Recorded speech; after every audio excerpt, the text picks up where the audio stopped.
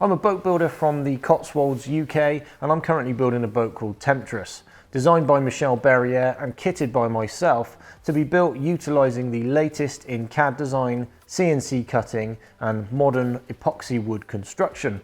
I started out by building a quarter scale model to prove the process, and now I'm building the real full-size thing. In this video we're going to be building the ultimate frame construction table, which is what you see in front of me here. And we're going to start out by CNC cutting the top part of this table. So let's jump down to the machine and take a look at what's going on.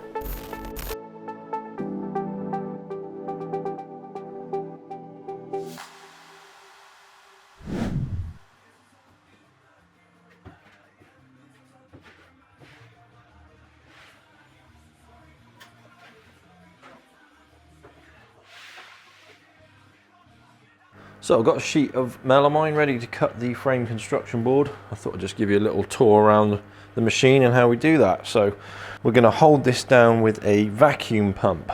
So that's this big pump that sits under here.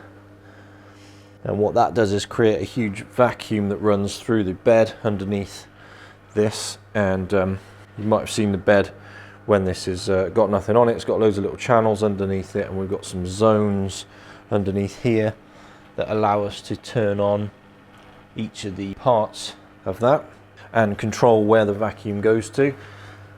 Then underneath what we've got is a standard sheet of MDF, which you can see here. So the vacuum actually pulls entirely through that MDF because it's porous all the way through.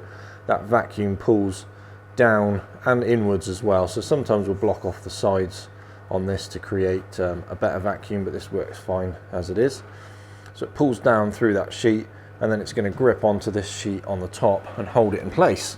The benefit of that is that I'm able to cut this sheet on the machine without any other clamping system at all. So that's going to entirely hold this in place, and it means I can get really clean cuts and do finishing passes without interfering with the part, so we get a really neat cut. So sheet moves nice and freely. We'll just get that squared up and aligned with the MDF underneath, which we call a spoil board. And the reason that's called a spoil board is because we actually cut right through the melamine sheet and then slightly into the MDF sheet that's underneath, so it's partially sacrificial. It allows us to get a good cut right the way through this melamine, and then we just basically skim off the spoil board underneath as it gets more and more worn. So we get that aligned around all the edges. Then I'll fire up the vacuum pump. And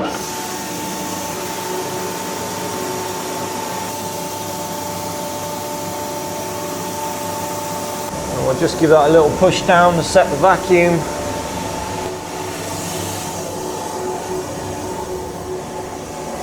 And once it holds, you can normally just hear the pitch of the pump change slightly.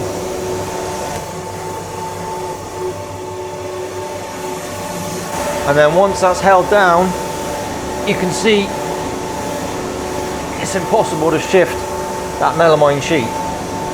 So we've got a massive amount of hold down across the whole sheet, keeps it really flat, so it's perfect for engraving and cutting our parts. So we'll get cracking with that. I'm cutting with a V carving bit initially. So what that's going to do is carve all of our text, and it cut like this, and we just go down, and based on the width of the text depends how far this cutter goes in. So you're going deeper for wider body text, and that allows us to get a nice even line throughout the part, and it also will raise as it comes up into the square corners of the text, which allows us to cut square cornered text with a what would otherwise create a round circle. So we'll put that in, we'll zero the tool, and we'll get cutting our text and chamfer parts.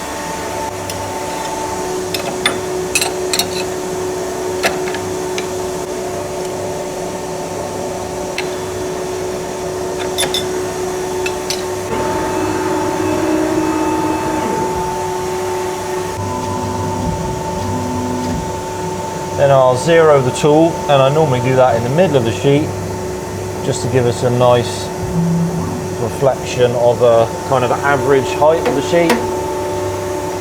I'll just double check that at all four corners as well.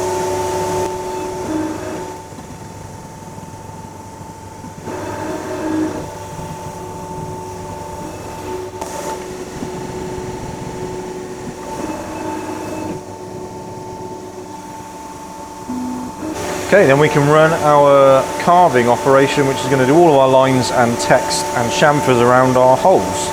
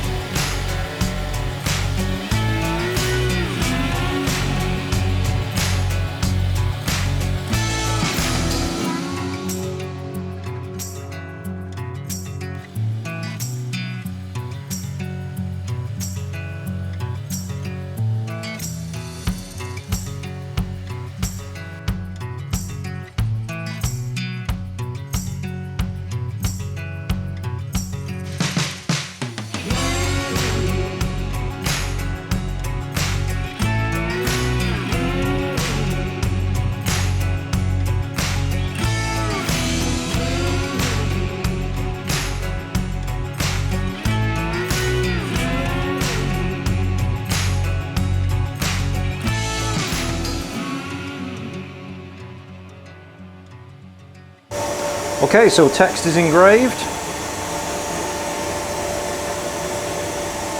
And you can see that what I've done is pre-cut the chamfers around all of these holes. So what that's going to do is prevent any possible breakout when we cut this hole. We've already got a chamfer there that's given a nice soft entry to that. So that gives us a really clean finish to the melamine. It's also going to help us to get parts into these holes when we actually start to use this. So we're going to do the cutting next of all. And that is going to be with this bit, which is what we call a compression spiral. So if you look at the geometry of the flutes on this, you can see that they're spiraled, which means that they're going to shear off the wood in the direction of the spiral. But these compression ones have two different spiral directions. So you can see the tip of the cutter is what we call an upcut. So the spiral is in an upwards direction. It's going to lift the wood grain up into the center of the cutter. And then this section here, we've got a downwards cut. So that's going to push the wood grain downwards. So what that's got the effect of doing is as you're cutting the timber, it's sort of squeezing in from either end. It's cutting down from the top and up from the bottom. And that means that when your cutter sits here, you cut just through the melamine. You can see that we're shearing this top face downwards and this bottom face is coming upwards. So that gives us a really clean cut on both of the faces and prevents any breakout either side of the board, because this melamine is quite fragile actually, it's very brittle. So let's get that loaded up and we'll cut all of the holes and the profile.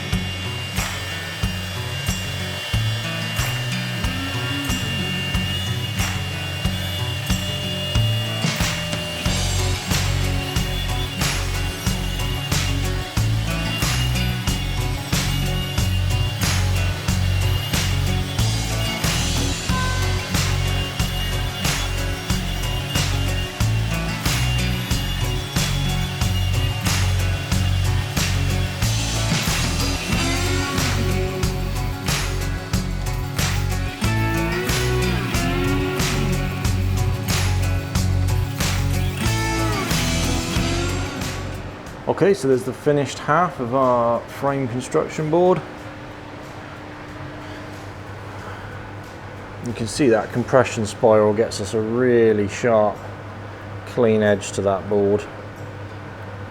Really nice, neat finish, and those differing shearing actions of the two different blade types give us a really clean edge with no chips at all. If we look really closely in one of the holes, you might just be able to see it that you can actually see the diagonal lines from the downward cutting action at the top part of the hole, and then the upward cutting action at the bottom part of the hole. So that gives us a really neat finish at the top and the bottom. And you can see those chamfers there on the holes now.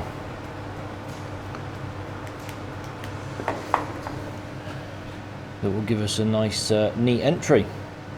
And this is a good example of looking at what this cutter actually does when it cuts text like this. So you can see that the line weight in this text alters throughout the whole letter, throughout the whole part actually. And so what this cutter will do is it will go in deeper where the text is wider, and then it will lift up. So as you get to a little tail like this, you'll see that the cutter will come around and it will lift up, and it will create that thin little tail to the part. Does it on the end of the L and the E here, so you'll see it cut quite deep here, and then as it comes through to the L, it lifts, creates that little flick. And that's how we can also get these square corners in letters. So you might have seen in some of the video that it sort of nips up in the corner, and that is what creates that little square. So let's get that off the machine and upstairs. So originally when I came up with this board, I presumed that people would use this on the floor and assemble frames in that way. But having seen Bob do his build over in the US, he decided to use this as a frame construction table and make it at a more manageable working height. So I've taken a leaf out of his book and done the same thing here. If you've seen this construction board before, then you'll also notice that there are a few other adaptations and additions to this design, and I'll show you those in just a second. But first of all, we're going to start making the perimeter, which is going to be able to turn this board into a table. So let's get cracking on that. Now I wanted to make a rebated frame that was going to hold this construction board. So the first thing that I need to do is to get some nice long timbers and cut a rebate down the edge of them so that the board can sit down inside it. That's going to protect the edges of the melamine and give me a nice working table. I decided to do that on my Wadkin jointer, really old Wadkin machine, which is a fantastic bit of kit, and by cutting off the side of the fence you can actually rebate timbers as well as just surface planing them. The great benefit of doing timbers in that way rather than doing them on a table saw or a router table means that I can get a really straight edge to that rebate, because I'm also passing it over that long jointer table at the same time. So I start by cutting a rebate in some timbers that are going to form the skirt around the outside of this table.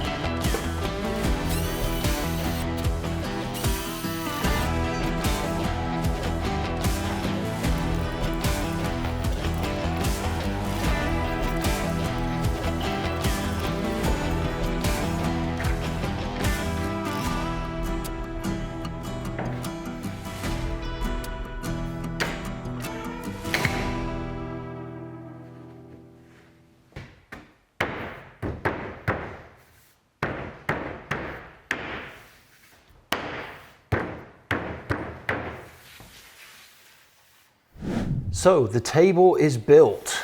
Now I've set the height of this slightly lower than a standard working bench height.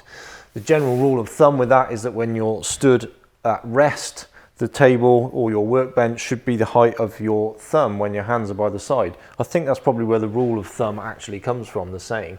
I wanted this to be slightly lower because it's such a big table and I'm going to have to reach across and work into the middle of it. If it was too high, that would be a bit of a stretch and I'm going to need to kind of walk all the way around this to work on it. So I've gone a little bit lower. I've gone with an 80 centimeter height to the top face of this table. And that feels like it's going to work really nicely. So happy with that. Now, what is this board full of holes? If you haven't come across this process before, then that probably means that you're new to the channel. So welcome along, great to have you here.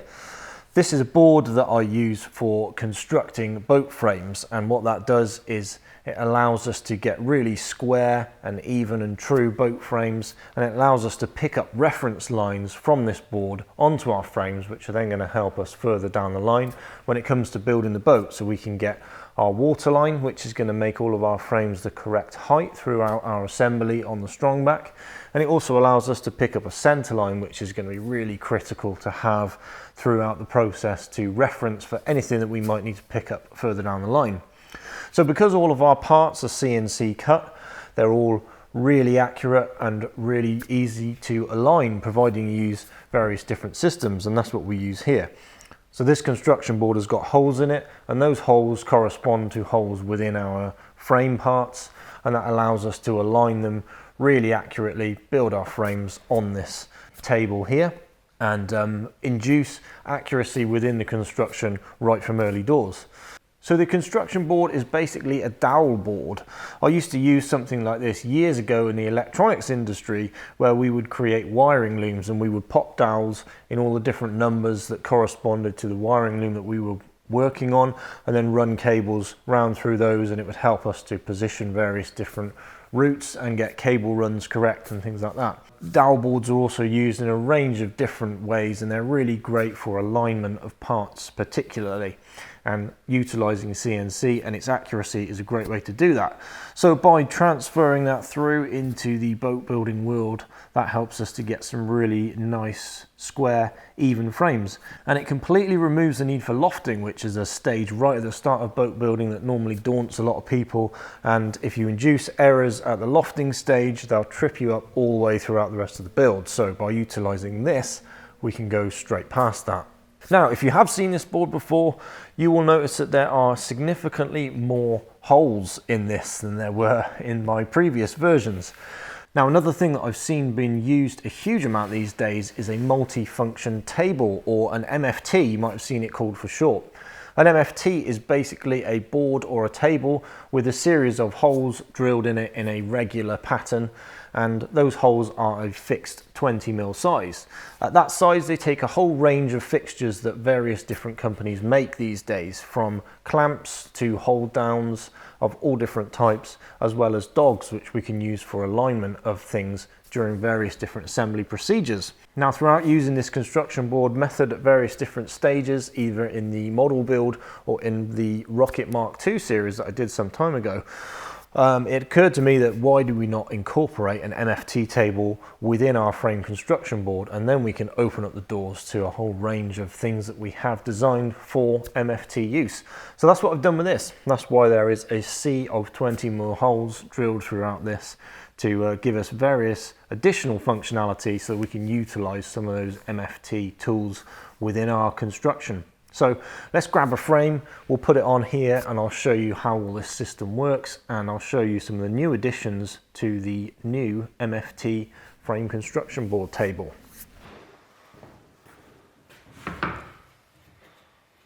So I've got the first stack of boat frame components cut. We're going to take a look at frames. We're going to do loads of frame building throughout the next few videos, because that's going to be a large part of what's coming up. But I'm just going to show you the rough setup of this one so you can see this process. So you can see that we've got holes drilled in our parts, in our frame parts here, and those are going to correspond to holes within our frame construction board. So these are all numbered for the frame number that we're working on. So we've just got to pick up the holes within our parts and align them with the holes within our construction board. Now we've got 10mm holes that are through the frames. Previously I've used wooden dowels for this, but I'm actually using these, which are worktop jig alignment dowels. Now again, this is a very similar process to what's used in worktop jigs, where you put a dowel through there and you align your jig with your edge of your worktop. So we're doing a very similar thing with a boat frame. So we're going to put a 10mm dowel through that side frame on frame number 1 and into that location hole there. At the other end of our frame, we've got another frame 1 hole here. So we're going to slide that component into place, pop a dowel through there and get a real positive alignment and placement of that part. You can also see that we are now bang on our center line with a join up the middle of that frame, which is a good sign. Then we can install the other side frame in the same way.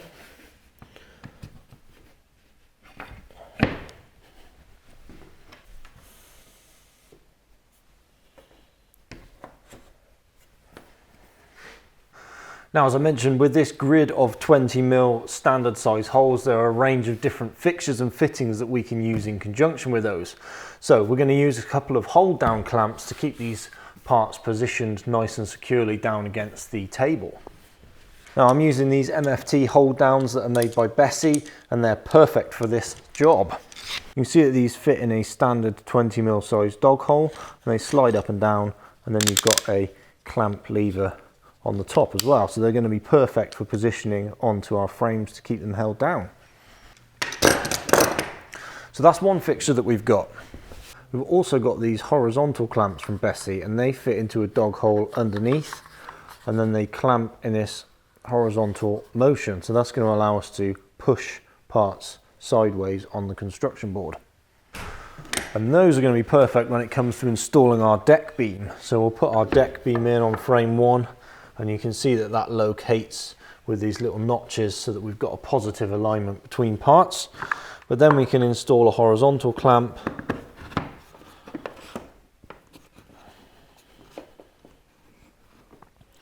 and we can push that part across into place for a really nice secure closure of that top joint there.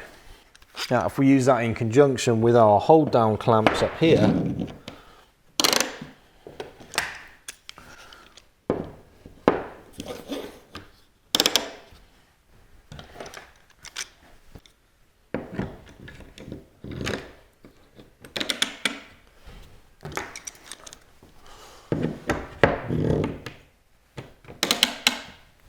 now you can see that we've got a really firm hold of all of our parts here on our table. Perfect alignment. We can drop those 2 last pins into the deck beam here for frame 1.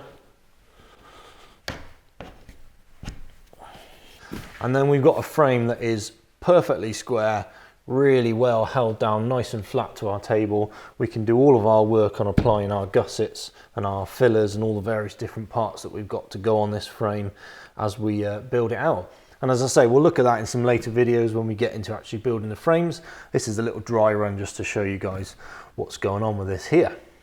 Then we've got our little fillers as well. So if you've seen them before, you'll see that they locate into our chines. We don't actually have a joint on the chine on this frame, on this particular one, but we will on some of the other frames, and we'll see that later down the line. So we could also use a horizontal clamp in this scenario here, where we may want to apply a little bit of extra pressure just to that joint there, and just keep that nipped in place whilst the epoxy sets and we glue that together. So got a whole range of clamping options available, and we can just chuck these clamps wherever we want them on the parts. They can go anywhere that we've got free access to a 20mm dog hole. So really nice and useful. That's a good addition that I'm really happy with for this construction board. Now, in addition to MFT clamping systems, we've also got alignment dogs, and those are something that are used a huge amount within construction on MFT tables. So I've also implemented some stuff that utilizes those. So let's get some of those out and have a look at what they do. Now, there are a range of different dog types that you can get for all sorts of different tables. I've decided to use these UJK ones. This is called their Super Dog, and they're really good because they've got this tightening system at the top of the dog, which expands these two O-rings here and gives you a really tight fit within the hole. They've also got these couple of little collar options in here. This has got the chamfered option on it, which is going to fit and align into the chamfer that we have in the holes for our construction board. So these are going to be a really good fit with what we want to do and get some real nice accuracy. So we just insert that dog into the hole, push it down nice and flush so that that little collar sits in the chamfer that we've cut on the board, and then we tighten up the top and that just expands those O-rings and you get an incredibly tight fit within that dog hole. Now, if you've seen this board before, there are a range of different alignment things within this, so we've got to transfer some stuff onto this frame once it's been constructed. One of the most important things for that is this line called Waterline 1, which is a common plane that runs all the way through our boat, and we need to pick up that height so that when we get to set this frame up within the assembly on the strongback, we can get that frame set at the correct height. And the way that we do that is that we put some strongback legs onto the frame. So the first addition that I've made, in the older iterations of this, I used a 10mm dowel to align those legs. What I've done now is I've included a 20mm hole so that we can use these expanding bench dogs, and that's going to be used to put our strongback leg onto our frame. So we'll grab a strongback leg. So these aren't actually the strongback legs I'm going to use, but they just represent typically what it's going to work like. We'll get them cut later down the line when we start actually assembling some of these frames. So the way that this is done is that the inner face of these bench dogs, or the inner face of the 10mm dowel that is still there in the board, is the alignment point for this leg. So it butts up against those, and that gets us our strongback leg in a perfect vertical plane and at the correct spacing for our strongback as well. So this is going to be the width of our strongback within the assembly when all these frames get put into the boat. So we just butt that leg up against there, we slide it up to the correct height, and then we'll fix that to the frame. So the dogs create that reference within our strongback legs. We can then grab ourselves an MFT clamp and clamp those in place as well.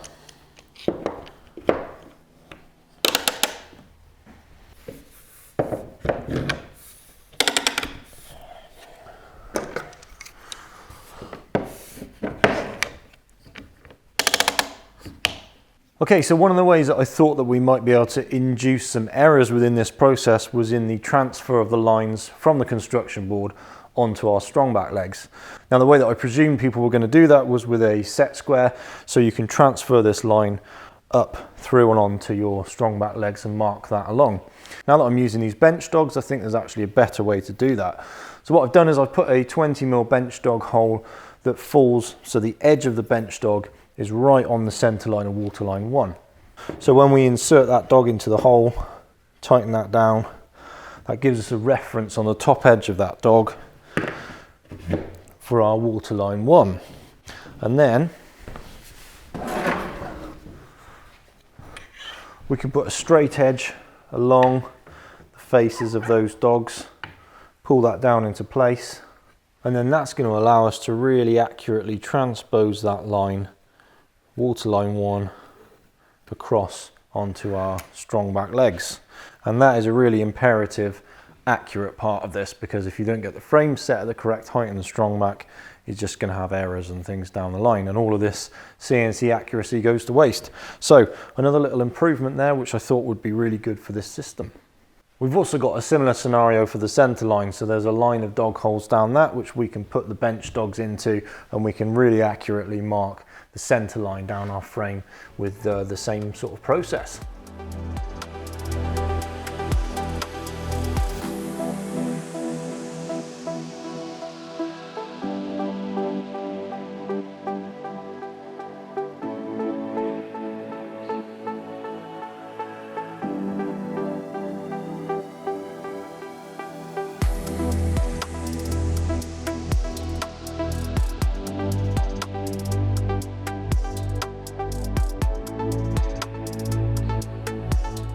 So there's an introduction to the ultimate boat frame building table.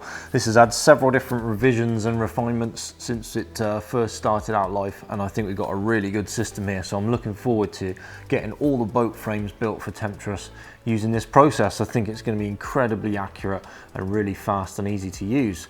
So in the next video, we're going to be starting to put some of these frames together, and we're going to take a little bit more of a look at the closer details of how they go. So hope you enjoyed the video. Let me know in the comments below what you think to this system, and if you've got any further refinements of extra additions you think we could add to it, let me know. It'd be great to hear them and make this even better as it goes forward. So hope you enjoyed the video. Thanks for watching, and I'll catch you in the next one. Cheers guys.